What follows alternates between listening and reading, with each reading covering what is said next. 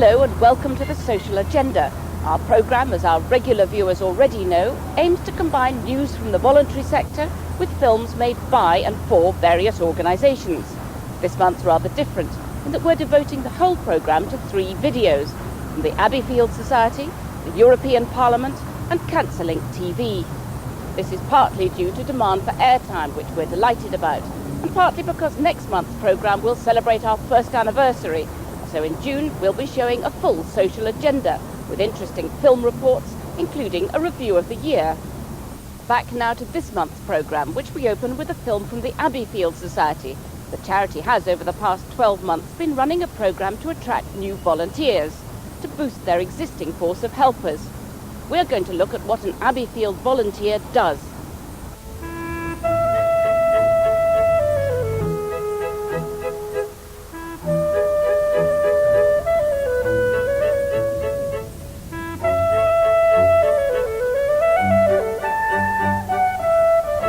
What is it that brings these people together? Well, they're part of the 12,000-strong Abbeyfield Volunteer Force. They're on their way to enjoy a coffee morning with the residents of Annet House in Potton End, Hertfordshire. The volunteers of Abbeyfield play a vital role in enabling older people to retain their dignity and independence.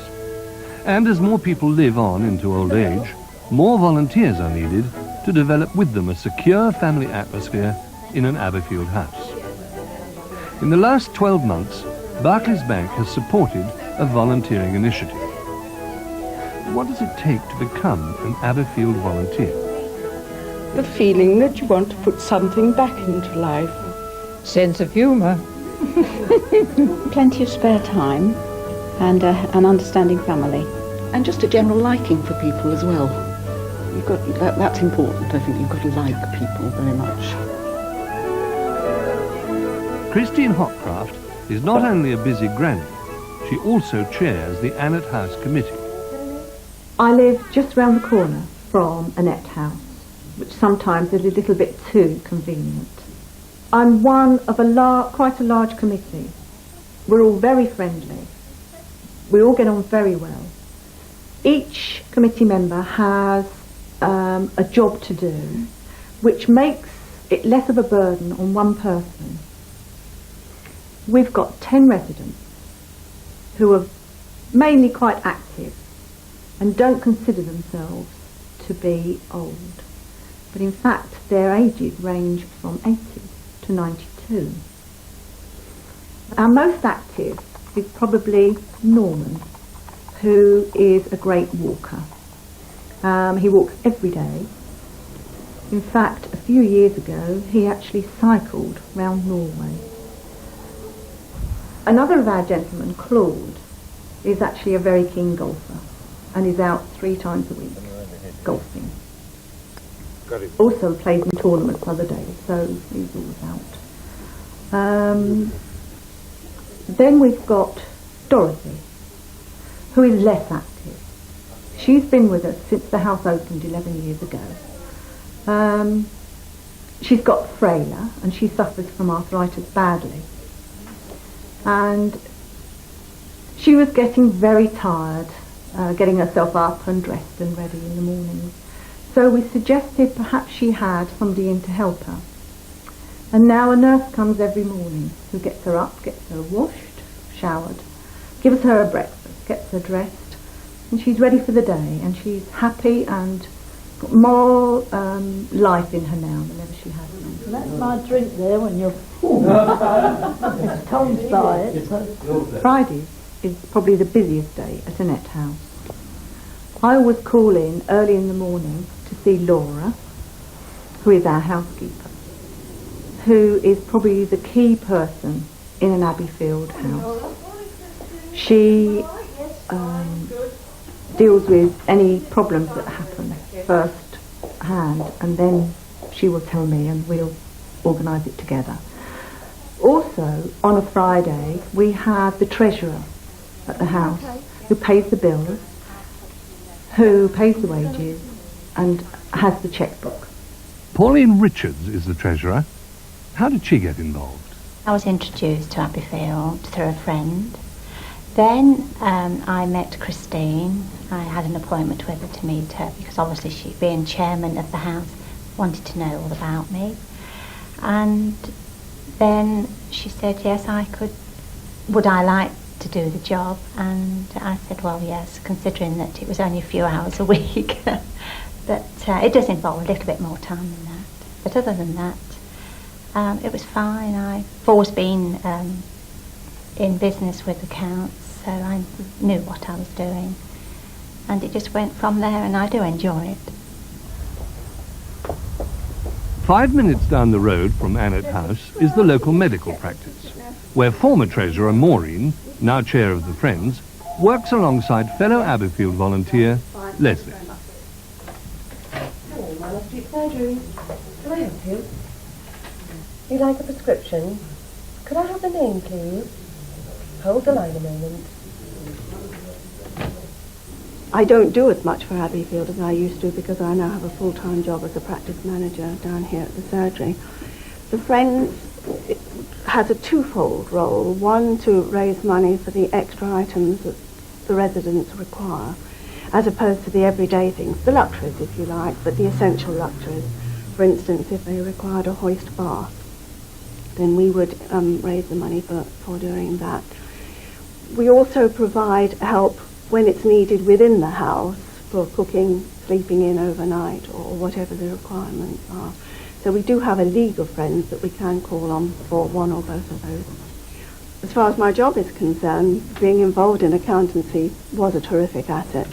You have to remember you're dealing with other people's money, and therefore you have to be very accurate with it. And there is a saying, ask a busy person to do something and they will always do it. But you get out of it far more than you put into it, because they're super residents up there, super people. Having transferable skills is a great advantage, but being an Abbeyfield volunteer means you can broaden your skills too. In his professional life, Peter was very much at home with another sort of drill. I'm a retired dentist. I've lived in the village for way over 30 years, and eventually when I retired, I found that I missed not having the pleasure of working. And I was invited, would I like to come and join? And from thence, I've enjoyed it very much. It's a fantastic team. The fact that I'm the only male seems to make very little difference. Perhaps they use me for doing odd jobs like this, perhaps, and keeps me out of mischief. Shirley is a veteran committee member. I've been on the committee for 11 years since we first started. My family have grown up, so I've got the time to give to the committee. And I am secretary. I take the minutes at the committee meetings, which we have every 6 or 7 weeks. I've had a lot of fun over the years. The residents are super, and we pop in and out, even when we're not on duty, just to talk, chat, see what they want, if they're shopping, prescriptions, anything like that, and give them all the help that we can. Oh yes, I did, yes. And I noticed all the bad stuff was coming out on the hedges. The lovely garden at Annett House is the preserve of Dorothy Chalmers. I have a watching brief. We have Ken, who comes for 3 hours on a Friday morning, and he mows the lawn and cuts the hedges, and is given little jobs by the residents to plant things that they've been given. It's turned out very well. They've adopted their own little bits of garden, and they take a great interest. Not all of them, but the ones who are more active do. Dorothy recently made an announcement. I'm retiring from the committee, but there's been a bit of consternation about what's going to happen to the garden. So as a friend of Abbeyfield, I'm going to carry on with a watching brief on the garden, and, you know, sort of just cheer them on. The Annett House Committee recently decided to use some of their legacy funds to build a conservatory for the residents, to make the most of the sunshine. This has given Elaine Coulter something to do. I'm in charge of furnishings. And as you can see, I'm not in the first flush of youth, but I still, fortunately, have energy and time and interest. If I wasn't interested, I'm afraid I'd flag badly. And, I've chosen in the past the curtains, the flooring, and the chairs, that sort of thing. And latterly, chest freezer, etc., But it's very interesting. And then there's a residence, which of further interest, I enjoy it. Each member of the committee does a duty week, taking it in turn to be on call to the house.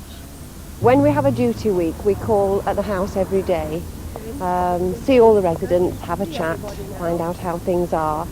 And otherwise, if the housekeeper needs you at any time during that week, or she has any problems, she will contact the person on duty to help out. Yes. Hello, Leslie. Hello, Laura. How are you? Fine, thank you. Everything okay? Yes, and you? Yes, I'm fine, thanks. The committee meets regularly to discuss strategy and plans. Several things to discuss this evening. We've got to try and think of how we're going to recruit more volunteers.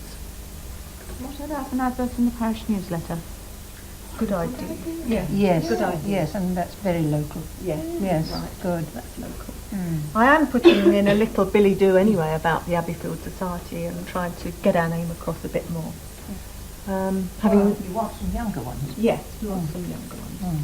And also men. We've only got poor old Peter, haven't we? We want some friends for Peter, so I think if we can find a few gentlemen. Annet House is one of 1,000 houses throughout the United Kingdom. In rural communities, in urban communities, in big cities, back streets and front streets. But the characteristic of Abbeyfield houses is that they are all a community in a community. Now, the community of Abbeyfield is the volunteers, the residents and the staff. And each plays a key part in the Abbeyfield community. What I would want to say to people who don't volunteer for Abbeyfield is listen to your friends who are Abbeyfield volunteers. And what I would say to current volunteers is talk to your friends about volunteering with Abbeyfield, because it's a terrific cause. It's going to be a vital cause in the years to come as the population of the 85 plus grows in this country. And I can guarantee that being a volunteer for Abbeyfield will bring as much to you as you bring to it. So, as the residents of Annet House settle down to their evening crossword, what's their view of the committee? I'm very happy, and I think all our committee are what I call angels without wings. We can always tell them any troubles that we have. I wouldn't like to be anywhere else but here. They're most tactful, very tactful. Well, they do everything for us that they think is, even if we don't think it's good for us, they do, and it's always worked out right. I think they're marvellous. I have no regrets whatever. This is my home now. The rest of my life, I hope.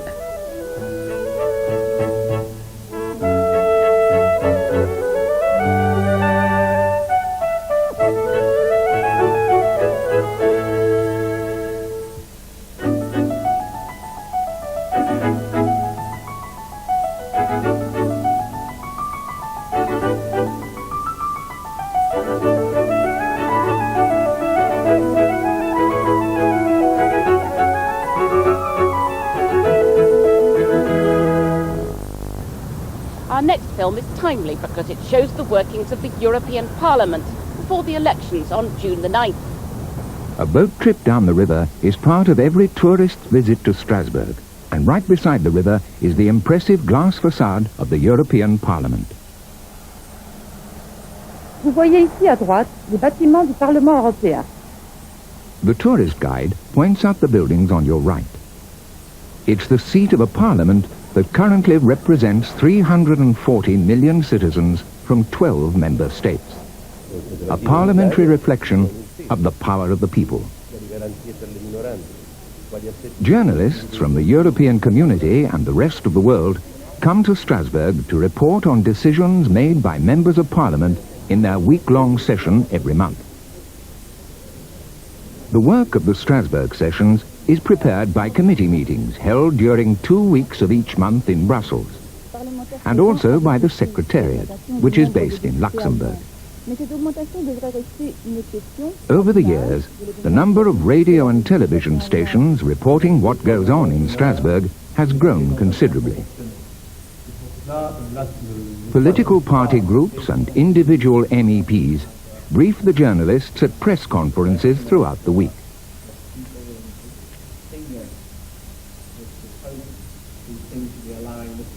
The modern press room of the Parliament is the hub of the week's news. For many newspapers, European events have become an everyday part of domestic reporting. By phone, fax and telex, the news is sent back to editorial offices across the world. The European Parliament shares its Strasbourg buildings with the 27-nation Council of Europe, which was founded in 1949. But the European Parliament itself was only directly elected for the first time in 1979. Its 518 members, soon to be increased to 567, sit in this impressive hemicycle. Documents come from Brussels and Luxembourg in these metal trunks, which are ferried to and fro each month. After the President, Vice President, senior MEPs and the 8 political groups have held their preparatory meetings, the main session begins on Monday afternoon. A heavy agenda faces the members, who come from over 70 political parties from right across the European political spectrum. One criticism often heard is that the Parliament deals with far too many topics, but that is largely a reflection of the fact that more and more issues now have a European dimension. Members of the European Parliament have become, in many respects, the spokesmen for their citizens on European matters. The European Parliament speaks for the citizens of Greece, which, despite considerable aid from the community, is still a relatively poor country. The European Parliament speaks for the citizens of Denmark and of Portugal, which has been one of the fastest growing economies in the community.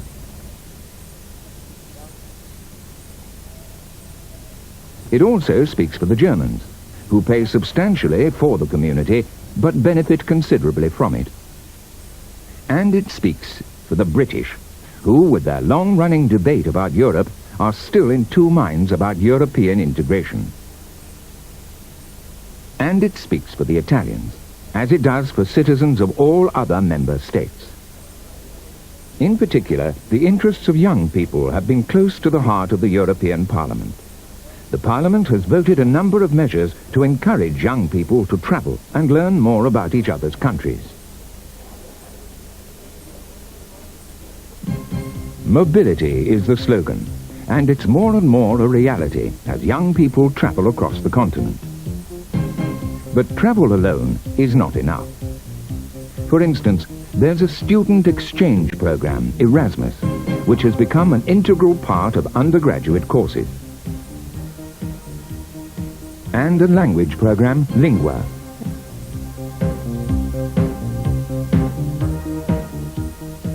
For Central and East European countries, there is the Tempus program.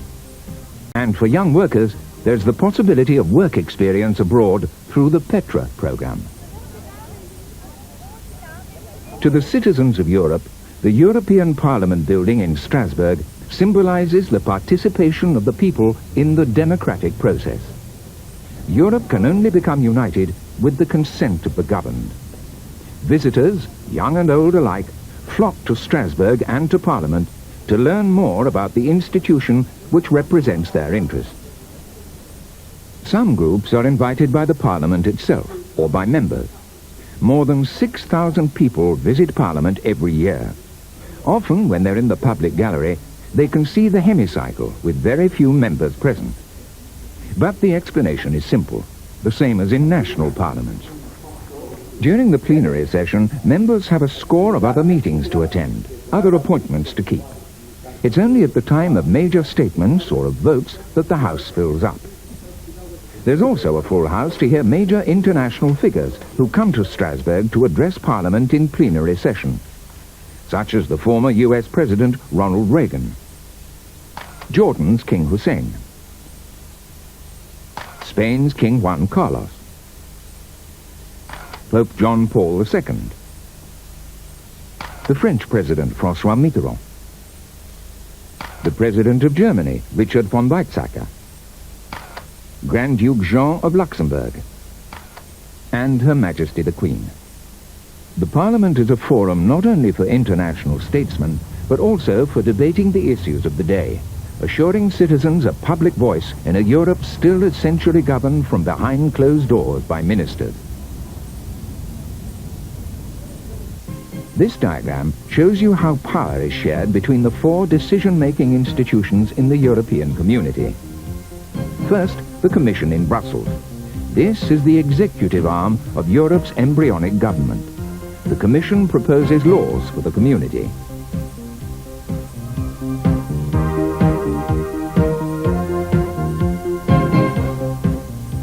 Also in Brussels is the Council of Ministers, where representatives of the governments of the 12 member states meet together. On most issues, the Council of Ministers still has the last word. Parliament would like the Council and the European Parliament to share decision-making more evenly. The European Parliament itself already exercises democratic control over the legislative process. And lastly, the European Court of Justice, which sits in Luxembourg and oversees the application of community law. Each country and each institution, as well as, for example, companies, can be arraigned before it if they breach community law. Gradually, Parliament is asserting itself. The voice of the citizen, through his or her directly elected member of Parliament, versus the indirect responsibility of ministers in the Council. This desire to empower the citizen and increase the role of Parliament unites all political groups in Strasbourg. Here we see the largest political group, the Socialist Group, in its meeting room in Strasbourg. And here on the floor above, the next largest group, the Christian Democrats. When these two groups work together, their votes can assure an absolute majority in Parliament. That majority, more than half the total of members, is necessary when amending important legislation, such as measures to do with the single market. There are 9 political groups in the European Parliament, and they range across the political spectrum from far left to far right.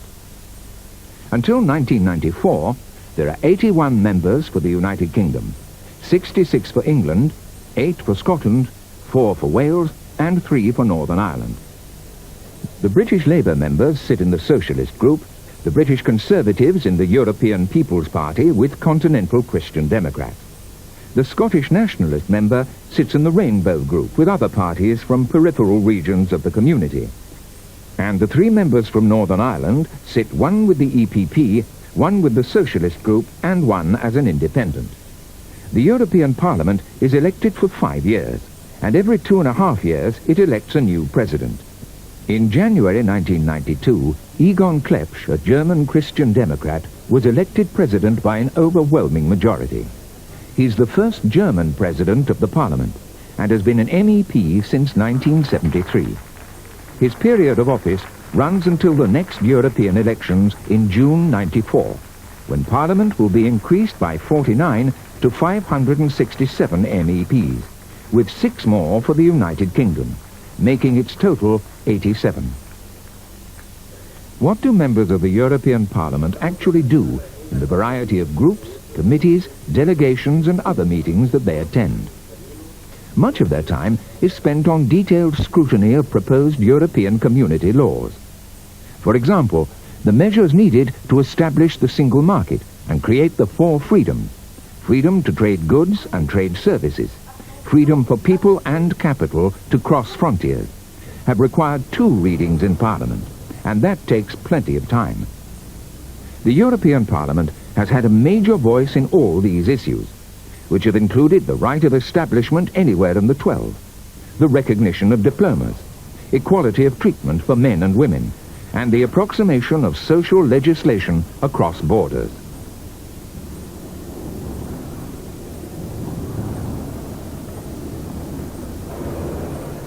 Crowds of visitors press through the doors. It's almost a symbol for the way so many of Europe's citizens want to share in shaping Europe's future. The European Parliament is steadily gaining responsibility for more and more activities. Where once setting up a common agricultural policy was a major task, now in changed conditions, reforming it is on the agenda. Other matters have pressed themselves on Parliament's agenda as well. Environment and transport policy, regional policy, youth and cultural affairs, research and technology, energy and industrial policy, the media and women's rights. All these are of concern to the European Parliament. There are other big issues as well. Economic and monetary union and implementing the Treaty of Maastricht, for example. Europe's Parliament is also closely involved in relations with other countries. The Community of 12 has close economic, cultural and political links to the adjacent countries of the European Free Trade Area. Switzerland, Austria, Norway, Sweden, Finland and Iceland, and most of these have now applied to join the community. Parliament will have the final word on these applications. Several East European countries are linked to the community with agreements, notably Poland, the Czech and Slovak republics, and Hungary. But the European Parliament is not only concerned with relations with neighbouring states inside Europe. Political and trade relations with major partners throughout the world, such as America and Japan, need to be negotiated. Complex issues need to be debated, such as the general agreement on tariffs and trade. Parliament also plays a major role in Europe's development efforts with countries in the Third World. Improving fisheries in Africa is just one project of the community's cooperation with 69 African, Caribbean and Pacific countries. This cooperation covers a whole range of projects, big and small, from major industrial projects to encouraging small firms and local production. Through its parliamentary delegations, the European Parliament closely monitors not only the ACP agreement, but also developments in countries throughout the world. The driving force behind this international effort is a realization that Europe cannot and will not become Fortress Europe. A long working week comes to an end in Strasbourg. Members return to appointments back in their home countries and their constituencies. It was Jean Monnet who said that Europe would be built not so much with grand gestures as with small practical steps.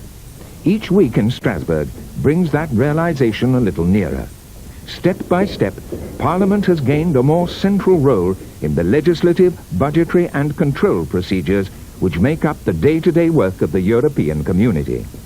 In time, more powers will have to flow its way to eliminate the democratic deficit. A start was made at Maastricht. Our final film is from Cancer Link TV.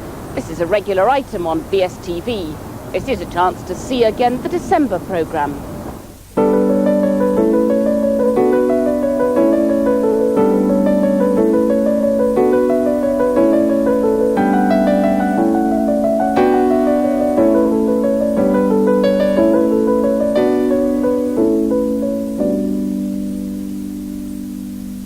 Hello and welcome to the second Cancer Link TV programme. I'm here at London Zoo, where the UK's first travelling cancer exhibition, called All About Cancer, is currently being shown to delegates who are gathering here for the start of Europe Against Cancer Week. All About Cancer is designed to meet the public on their own ground, in the shopping mall, the high street or the village hall.